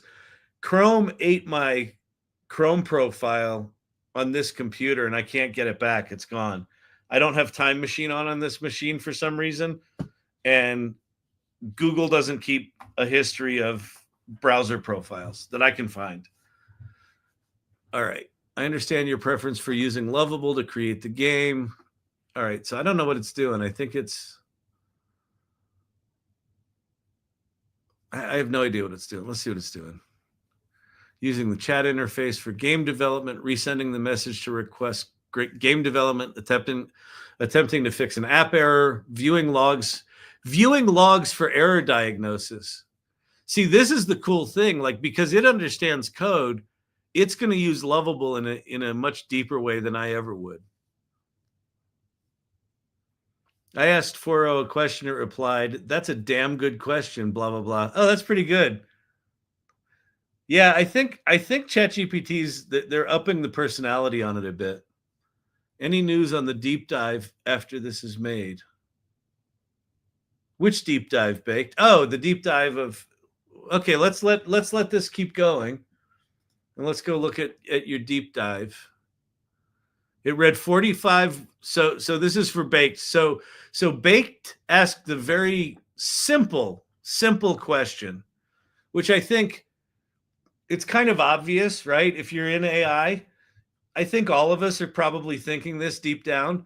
What would happen to AI if it used layered holographic and crystalline matrices for data, right? Like, fairly obvious. So we gave it to Grok and told it to think about it, and it gave us a shitty answer. So then I told it, hey, you gave us a shitty answer. I could have come up with that crap. Dig deeper.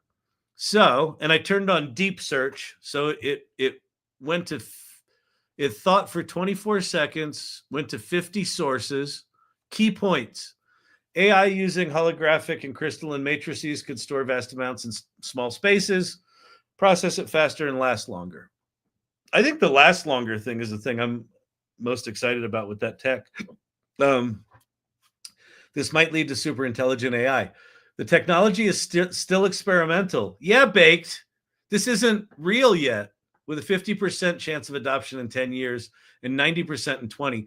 I have a feeling all these predictions are going to be all wrong because of the material science stuff happening right now. I think they're going to be shorter. Introduction to technology, impact on AI capabilities. This we saw before. Challenges and ethical considerations. That we saw before. Survey note. Detailed analysis of AI with layered holographic and crystalline matrices. This section provides comprehensive exploration. Background and technological foundations. So there it talks about crystalline matrices, known as Superman memory crystal, 5D memory crystal technology, can store up to 360 terabytes per disk with a stability of billions of years at high temperatures. That's amazing. That's so cool. Potential impacts on AI. Processing speed would be really fast. Challenges. Cost and scalability, data security, high density storage increases risks of data breaches. A single stolen crystal could compromise all of your data. So it is just like the movies where someone goes in and steals something like the size of a pencil eraser and it contains all of the knowledge of all of humanity. We're there. Interpretability. As AI processes data in multi-dimensional spaces, understanding decision-making becomes harder, exacerbating the black box problem, a concern with AI in AI ethics literature. Ethics and societal implications, surveillance and privacy, job displacement, probability weighting predictions. Okay, here you go, baked. Given the experimental stage of these technologies, adoption timelines are uncertain. Based on current research, probability of adoption in 5 years, 10% due to high development costs. Probability in 10 years, 50%. Probability in 20 years, 90%. Impact probabilities, assuming adoption, enhanced memory and speed, 90%. Quantum computing integration, 50%. With the Microsoft announcement today, that probably goes up. Ethical challenges, 100%. There will be 100% chance that there will be ethical considerations here, with specific risks like privacy at 80%. Future scenario, AI in 2035. Imagine 2035.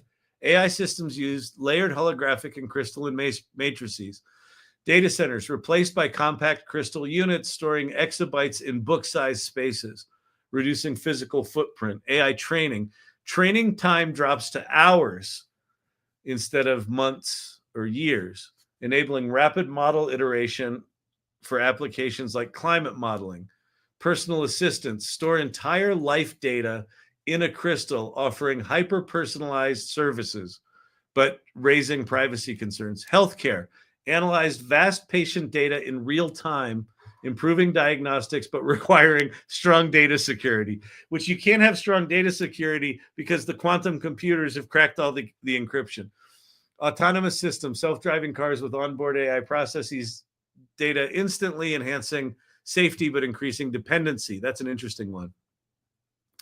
Comparative state, current terabytes per server, petabytes, exabytes per crystal. So there's a little table. Conclusion. The adoption of layered holographic crystalline matrices could significantly enhance AI's capabilities, offering vast storage, faster processing, long-term durability. However, challenges like cost, security, and ethical implications must be addressed. With a 50% chance of adoption in 10 years, 90% in 20, this technology could redefine AI's role, but require careful governance to manage risks. I mean, honest to God, our current politics, they don't understand what fucking Wi-Fi is. If you're like, I can put all of human knowledge into a chip the size of a paperback book, Jesus Christ. There you have it. That was not bad. That's a pretty good little thing. All right, let's go see if we have an Asteroids game yet. I'm gonna guess no. Resume.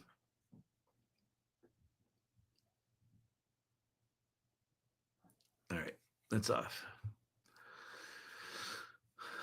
We're already compromised. Yeah, but this what the data compromising with quantum stuff goes to a whole different level.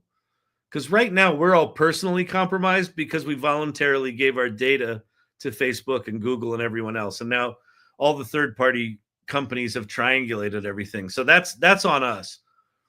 But the privacy stuff when we have quantum computers is going to be bonkers. 2 TikTok Galaxy gifts. Oh, thank you very much for the TikTok gifts from Faisal bin Alin. Thank you so much. Really appreciate that. I saw something out of the corner of my eye. I didn't realize that it was a Galaxy gift. Those are beautiful, by the way, and very generous of you. So thank you so much. Baked. Ask it nested sacred geo with AI mod electromagnets and magnetoferrofluid with healing frequency. Full paragraph. Oh, full power. All right.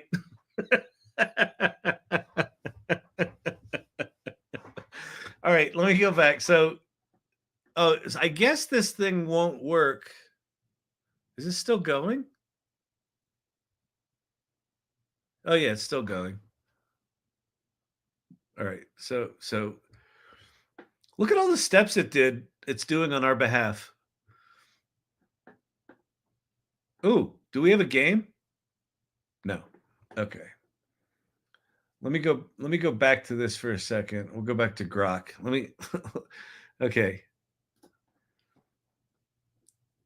So we'll do deep search again because that was pretty good.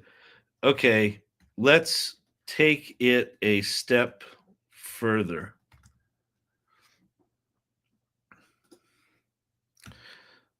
Let's take it a step further, or further.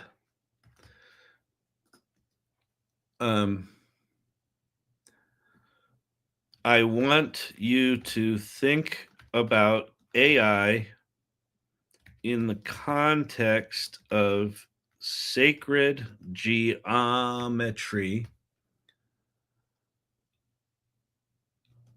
with AI modified. I'll just put what you put. AI mod electromagnets and magneto. You're just making shit up now. Ferrofluid. Ferrofluid with healing frequencies. Am I going to get like a knock on the door from some 3-letter agency? Mr. Shannon, we were wondering what you were typing into Grok the other night. Full power. Utilizing full power. All right, here we go. Go, Grok, go. All right. So we're going to do the ferrofluid sacred geometry thing. If honest to God, if you open up a wormhole in my living room, we're going to have a situation here. All right. Is this thing still going? Selecting physics.ts to fix error, accessing the code editor.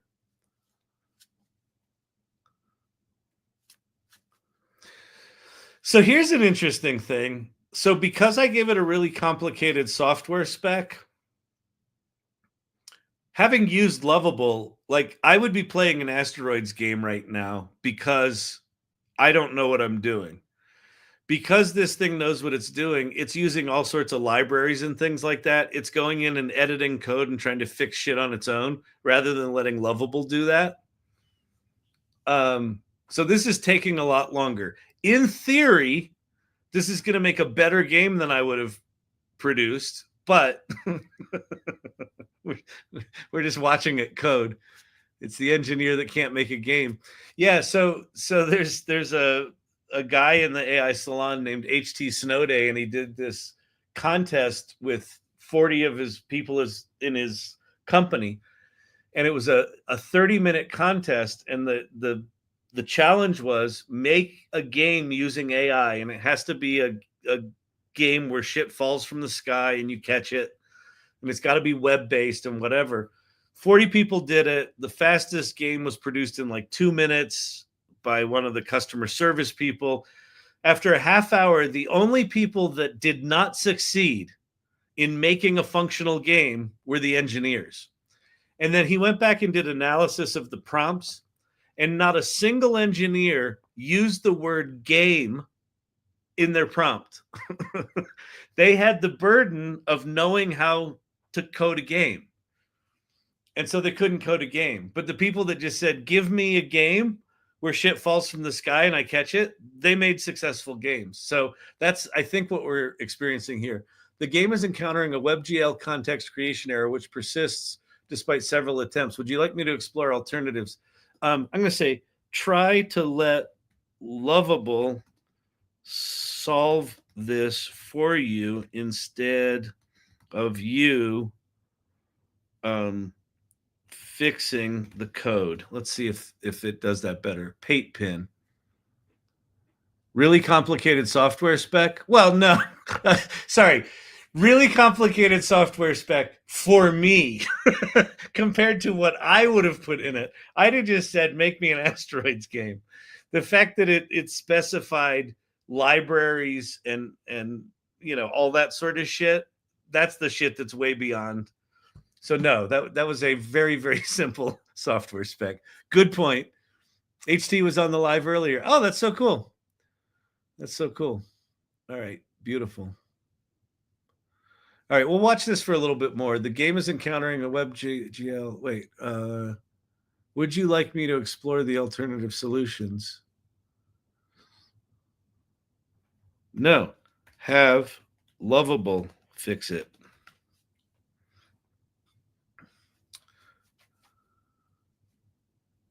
Thinking, looking at the screen, requesting Lovable to troubleshoot the error.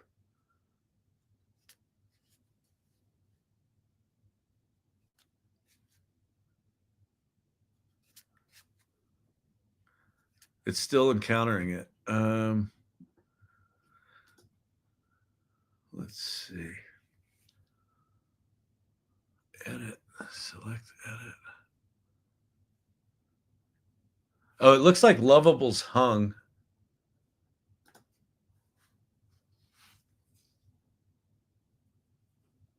It looks like it's in a doom loop.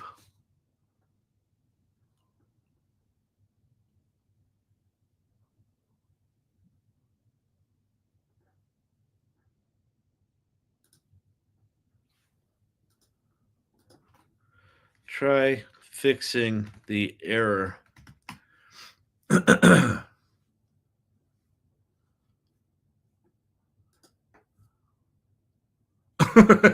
Tonight's deep dive: how to break 3 large language models in one night. Resume operator. All right, let's see if anything happens here.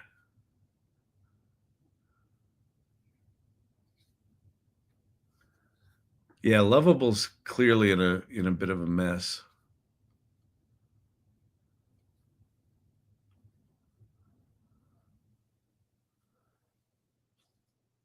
Well, actually, you know what we could do? Which one did I use? Is this it? No. That's operator there. Did this do its thing, by the way?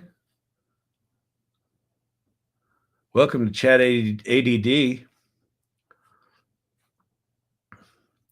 28 web pages. Key points. Wait, that must be the old one.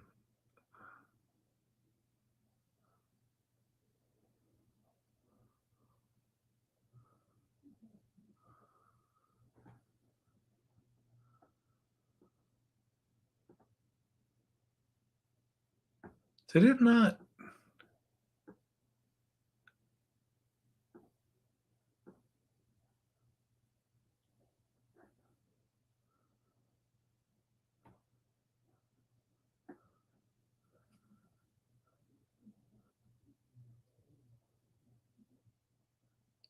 It completely ignored all the sacred geometry shit.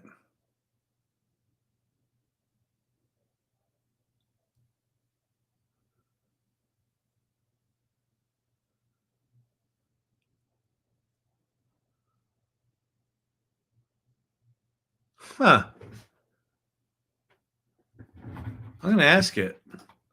Why did you ignore all the sacred geometry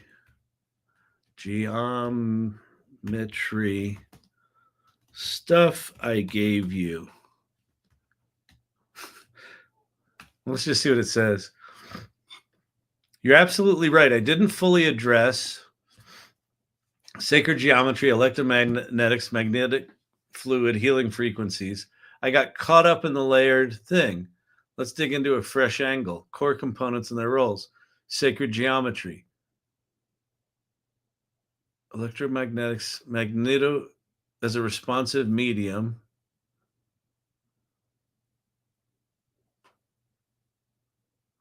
Okay, what the future looks like. Here you go, Baked. Scenario 2040, the harmonic AI temple. Picture a facility where AI isn't a cold server rack, but a living, pulsating structure. Architecture, a dome built with sacred proportions, golden ratio, housing crystalline arrays, platonic solid shapes, electromagnetics pulse rhythmically, shaping ferrofluid pools into dynamic mandalas. Function, the AI processes data holographically across its geometric lattice, solving problems like climate optimization or genetic repair. Simultaneously, it emits healing frequencies, creating a field that calms visitors and heals ecosystems. Daily life, people interact with harmonic nodes, small portable versions of this tech. A node might diagnose your stress via biofeedback, then pulse 432 hertz through its ferrofluid core to realign you. Here we go. This is like hippy dippy and science all coming together, baby. Sacred geometry's role in computation. Geometric patterns could enhance coherence and data flow, akin to how fractals optimize neural systems. Time check 10:05, I know. Surprise, if successful, AI might resonate with universal patterns. That's one of the things that David Shapiro talked about is all these models improve. They're all trending toward the same truth. They're all sort of getting the same, which is fascinating. Electromagnetic amplification, ferrofluid as a living processor, kind of cool. Challenges and risks, scientific validation, complexity, ethics, probability of failure, 50% in 10 years, dropping to 20% in 20 years. 10 years, 40% chance of a prototype. Midterm, 20 years, 70% chance of a functional system with sacred geometry as a design ethos and healing frequency showing measurable, if controversial, effects.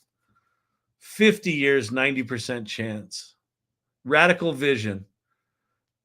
The AI wouldn't just compute, it would resonate. By marrying sacred geometry's patterns, electromagnetism's power, ferrofluid's adaptability, and healing frequencies' potential, it could redefine technology as a holistic force.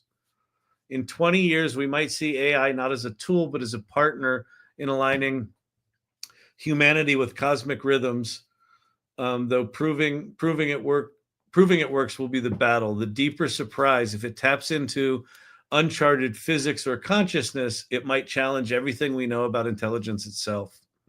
There you go. It's fascinating that it completely skipped that when I had to do deep research. Whatever. Don't get all conspiratorial. these I don't think any of these research labs they're all too busy to be thinking that far ahead. Let me look at operator and see what it's done. The game is encountering I'll say sure, fix it. I'll keep playing with this. So maybe what we'll do tomorrow is do a much more simple software spec. We'll just have it describe the software spec, not using specific technologies, and let Lovable. We'll give it more context that Lovable is a program that does its own coding. We don't need to get in there and do the coding. I think that might be the thing to do. That's so very Grok. The game is in. Okay, yeah. So this is in a death loop right now. We'll start over tomorrow. So let me just close this because that ain't working. All right, everybody. Let me get the fuck out of Dodge. It's late. It's tired. I hope that was fun. Was that fun? Was that good? We did a lot tonight. The world is a completely different place than it was yesterday. Big announcements. Why'd that get smaller? Champy, what's up? Are you hankering for some cheese? TikTok pin. Baked. Thanks again, man, for doing that.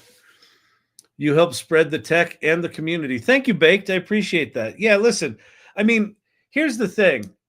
Since I have access to these tools, the Salon is sponsoring my pro account, the AI Salon, which, by the way, if you don't know it, if you're not a part of it, go there and click on join our community and come hang out with us. But because I've got access to this, if there are actual things you want me to try to do, like we did tonight with Baked and his really fascinating questions, bring them along and we'll play. Like, why not use these tools? They're sitting here. That's why I got them. All right. Okay. Tomorrow's Thursday. It'll be normal time, 8 p.m. Mountain here on X, on YouTube, and on TikTok. And yeah, go check out the AI Salon. I think, is it tomorrow? Source Camp's got her business meeting. I think that's right. So go check out the Business Guild. Yes. And then Saturday, Pate is doing Demystifying AI. I forget what the topic is, but if you want to understand how this stuff works, those sessions are really important. All right. And that's it. Peace out to YouTube and X. Talk to you soon. Bye.